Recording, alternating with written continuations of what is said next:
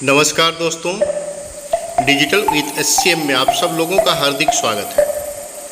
आज फिर हम लोग एक नया वीडियो और एक सटीक जानकारी के साथ आपके सामने आ रहे हैं और आज हम लोग देखेंगे कि मॉक पोल कैसे करें ताकि किसी प्रकार का दिक्कत हमें ना हो। तो एक बार वीडियो को ज़रूर देख लें। कुछ ऐसे जानकारी दी गई है जिसका पालन कर आप मॉक पोल सही ढंग से और सही रिपोर्ट आप रख सकते हैं।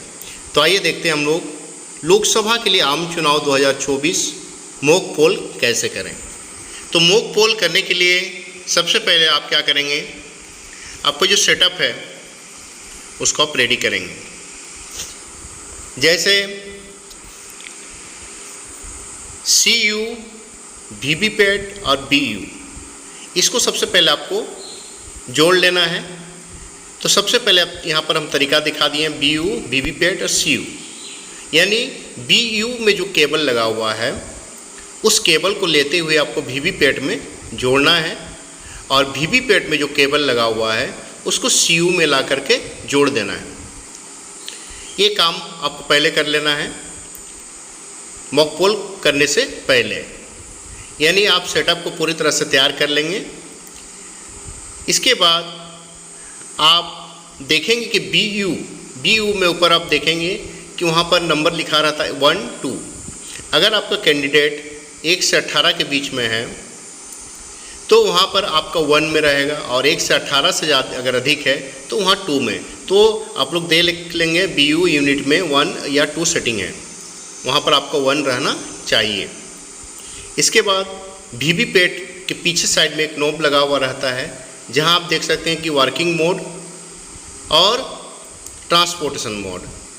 तो वहां पर ट्रांसपोर्टेशन मोड में आप क्योंकि वहां से लेकर आए हैं गाड़ी में, तो अभी आपको वर्किंग मोड में लाना है। तो वर्किंग मोड में लाने के लिए उसको घुमा करके आपको वर्किंग मोड में ले आना है। इसके बाद आपको सारा कनेक्शन होने के बाद CU का ऑन ऑफ स्विच में से उसको ऑन कर लेना है। जैसे आप ऑन करेंगे VVPAT में 7 पर्ची कटकर गिरेगी।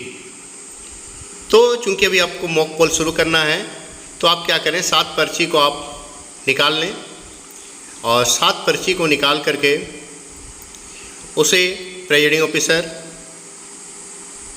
बैक साइड में मॉक पोल बूथ का नंबर आपने लिख करके स्टाम्प लगा देंगे और उसको रबर बैंड से बांध लेंगे और उसको अपने पास रख लेंगे। इसके बाद आपको मॉक पोल शुरू करना है। तो मॉक पोल प्रक्रिया शुरू करने से पहले अगर आप एजेंट की प्रक्रिया शुरू कर लिए हैं, कौन कौन से किस पार्टी के एजेंट हैं वो आए हैं, उसका पेपर भी आप रेडी कर सकते हैं पहले, और नहीं भी किए हैं कोई बात नहीं। अभी सबसे पहले आपको देख लेना है जो एजेंट्स आपके सामने आए हुए हैं उनके बीच में आपको मॉक पोल कराना है। तो मॉक पोल कराने के लिए मान लीजिए आपके पास कैंडिडेट, चलिए हम पश्चिम सिंहभूम की बात करते हैं तो यहाँ 14 कैंडिडेट है और एक नोटा यानी 15। तो आपको कम से कम 60 वोट देना है। तो इस प्रकार से ऐसा कैंडिडेट को दें ताकि सारी कैंडिडेट को भी कुछ वोट्स मिले और पता लगा सके नोटा को भी वोट मिले। तो चूँकि ज़्यादा समय लगता है तो आप लोग 50 के एवरेज में लाने के लिए आप स्वविवेक का इस्तेमाल कर सकते हैं। 3-3, 4-4, 5-5 जितना में 50 हो रहा है वो नहीं हो रहा है तो आप 3-3 वोट दे करके 8 नोटा को दे सकते हैं। हालांकि बराबर वोटिंग करने की प्रक्रिया को करना चाहिए, लेकिन जब स्थिति ऐसी हो जाती है कि वोटिंग पूरा 50 नहीं होता तो उससे अधिक भी आप वोट कर सकते हैं। तो ये आपकी स्वविवेक पर निर्भर करता है कि आप कितना, लेकिन सबको इक्वल वोट कराने की कोशिश करें आप लोग ताकि किसी को कोई मन में कोई शंका ना रहे। उसके बाद सबसे पहले एक एक पार्टी को आप मान लीजिए किसी ए पार्टी है, ए पार्टी को आप मान लीजिए 3 वोट सेलेक्ट किए हैं आप, तो 3 बार बैलेट इशू करेंगे और वो कैंडिडेट ए को 3 बार वोट करेगा।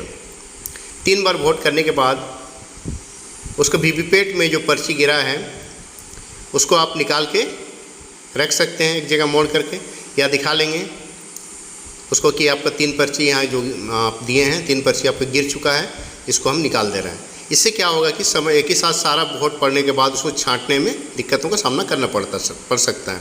तो आप अलग से उसको निकाल के उसको दिखा दिए कि आपका जो वोट पड़ा था 3, अब बैलेट में कितना पड़ा है ये आपको दिखाएंगे बाद में। इसी प्रकार से सारे पार्टियों का हम लोग मॉक पोल करा लेते हैं। कराने के बाद टोटल 50 या 51, 52 जो भी होता है उसको करा लेते हैं। इसके बाद एजेंट्स जो भी रहेंगे सबको फिर हम लोग क्या करेंगे, मॉक पोल ख़त्म होने के बाद CU में जाकर क्लोज बटन दबा देंगे, क्योंकि हमारा मॉक पोल का काम ख़त्म हो चुका है। क्लोज बटन दबाएंगे। क्लोज बटन दबाने के बाद हम लोग रिजल्ट सेक्शन में जाएंगे। रिजल्ट सेक्शन में जाने के बाद सारा कैंडिडेट जो वोट किए थे वो एक एक करके अपना देखेंगे कि हमारा जो वोट था वो क्या गलत था क्या, या हम लोग जितना वोट डाले थे उतना वोट में दिखा रहा है कि नहीं। पार्टी विशेष का प्रत्येक पार्टी का इंडिविजुअल वोटिंग कितना हुआ है वो भी वहाँ पर दिखाई देगा। साथ ही साथ आप ये भी दिखा लें कि वीवीपैट में जो प्रिंट पर पर्ची गिरा है वो भी क्या ज़्यादा या कम है, क्या उसी के समान है, ये भी आप उसके चेक करा लें। तो जाहिर सी बात है कि दोनों संख्या बराबर होगा। इससे उसके मन में ये शंका खत्म हो जाएगा कि वीवीपैट और जो EVM है इसको किसी प्रकार से है कि या गलत किया गया है। तो उसका शंका को आपको दूर करना बहुत ज़रूरी है। इस प्रकार से आप क्या करेंगे, सारे वोट को उसको दिखा देंगे। इस प्रोसेस को हम लोग CRC यानी पहले हम लोग क्लोज किए, फिर क्या दिखे, रिजल्ट दिखाए। रिजल्ट दिखाने के बाद सारे का सेटिस्फाई हो जाते हैं। तो चूंकि आपको क्लियर भी करना है, आपने वीवीपैट से अपना पेपर को निकाल चुके हैं, पर्ची को निकाल चुके हैं, अभी आपका CU यूनिट को भी क्लियर करना है। तो फिर आपको जाकर आपने क्लोज बटन दबाया था, उसके बाद रिजल्ट देखा, उसके बाद अभी क्लियर। तो क्लियर बटन को आपको क्या करना है, दबाना है। देखिए मैं आपको दिखा दूंगा ये प्रोसेस। ये आपका CU है और यहाँ पर 3 बटन है, देखिए क्लोज, रिजल्ट और उसके बाद क्लियर। तो रिजल्ट आपने दिखा दिया है कि प्रत्येक कैंडिडेट को कितना कितना वोट मिला, आपका रिजल्ट दिखा दिया। यहाँ नीचे आप लोग बटन देख सकते हैं टोटल जो बटन है, इस टोटल बटन को दबा करके आप दिखा भी सकते हैं कि टोटल कितना वोटिंग हुआ है, यानी मॉक पोल में कितना वोट आपका गिरा है। और सारे पर्ची को भी दिखा सकते हैं कि गिन करके कि देखिए हमारे पास भी वीवीपैट में उतना ही पर्ची गिरा है जितना वोटिंग हुआ है। ऐसा नहीं कि कम पर्ची गिरा है या ज़्यादा पर्ची गिरा है। तो टोटल करके भी हम दिखा दें। इसके बाद ये सब करने के बाद हम लोग फिर से क्या करेंगे, क्लियर बटन को दबा देंगे। क्या करेंगे, क्लियर बटन को दबाएंगे। क्लियर बटन दबाने के बाद CU क्या करेगा, धीरे धीरे जितने भी वोट्स वहाँ गिरे हुए थे सारे डाटा को एक एक करके क्या करते जाएगा, क्लियर करते जाएगा। कुछ समय के बाद सारा डाटा हमारा क्लियर हो जाएगा। क्लियर होने के बाद हम फिर से जो भी एजेंट्स महोदय रहेंगे उनको टोटल दिखाएंगे। देखिए आपका टोटल वोट अभी कितना हो गया, 0, क्योंकि उस समय आपका CU में टोटल वोट इंडिकेट करेगा 0 होने के बाद अभी फिर भी ये शंका हो सकता है कि यहाँ तो 0 दिखा रहा है, लेकिन हम लोग जो वोट दिए थे, जो मॉक पोल किए थे, वो वोट तो हो सकता है कि इसमें हो। तो इसके लिए आपको फिर से एक बार आप रिजल्ट दिखा सकते हैं। रिजल्ट प्रेस कीजिए। रिजल्ट प्रेस करने के बाद आपका प्रत्येक पार्टी वाइज कितना वोट है वो आपको दिखाई देगा। वहाँ हालांकि 0 हो चुका है तो सब पार्टी का 0 0 0 0 दिखाई देना शुरू हो जाएगा। यानी आपका प्रोसेस क्या हो गया है, कंप्लीट हो चुका है। आपने मॉक पोल को क्लियर कर लिया है। अब आपका प्रोसेस होगा सीलिंग का। कैसे आप इसको सील करेंगे, सील करने से पहले अभी आपके पास टाइम बचा हुआ है, तो आप क्या करेंगे, जो एजेंट्स का साइन है, एजेंट का जो सर्टिफिकेट या एजेंट का जो फॉर्म लेकर वो लोग आते हैं, उस फॉर्म को आप लोग कंप्लीट कर लें।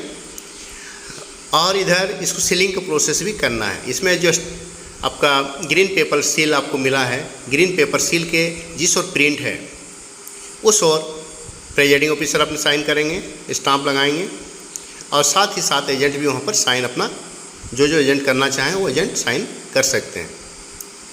अब क्या करेंगे, हम लोग फिर से इसको सीलिंग का प्रोसेस हम लोग शुरू कर देंगे। सीलिंग का प्रोसेस कैसे होता है, किस प्रकार से करना है, इसके बारे में भी मैं आपको एक लेटेस्ट वीडियो तुरंत अपलोड करने वाला हूँ। तो चैनल को आप सब्सक्राइब करके रखें ताकि उसके बारे में भी डिटेल्स आपको मिल जाएगा। तो चैनल को सब्सक्राइब करें, लाइक करें और शेयर करें ताकि आपको हर नया अपडेट तुरंत मिल सके। धन्यवाद।